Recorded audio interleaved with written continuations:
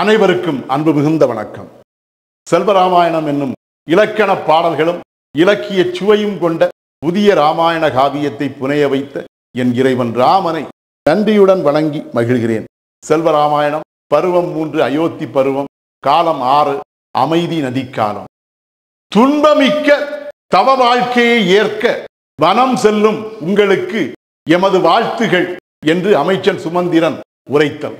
பாடல் எண் 661.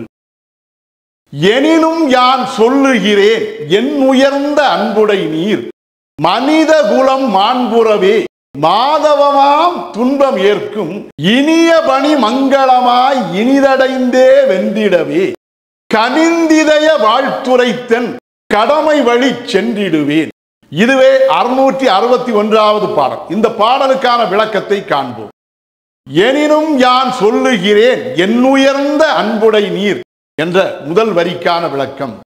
பிரிவும் சந்திப்பும் சங்கிலி தொடர்போல் வாழ்க்கையில் நிகழ்வது என்றாலும் கூட, நாம் ஒரு நாள் சந்திப்போம் மீண்டும் என்றாலும் கூட, இப்போது உம்மை பிரியக்கூடிய தருணம் நெருங்கி இருப்பதால் இந்த தருணத்தில் என்னுடைய உள்ளத்திலே வருத்தம் ஏற்படவே செய்கிறது.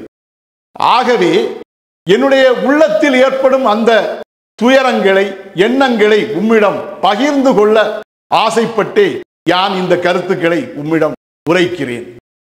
மனித குலம் மாண்புறவே மாதவமாம் துன்பம் ஏற்கும். இந்த மனித குலத்தினை மாண்பு என்னும் பெருமைகள் யாவையும் அடைய வைப்பதற்காகவே மாதவம் என்னும் துன்பங்களை விரும்பி ஏற்றுக்கொள்ளும் தவத்தினை பெருந்தவத்தினை புரிவதற்காகவே நீங்கள் வனவாசம் செய்ய வனத்துக்கு செல்லவிருக்கிறீர்கள். துன்பத்தினை விரும்பி ஏற்றுக்கொள்வது என்பது பெரும் மாதவத்துக்கு ஒப்பானது.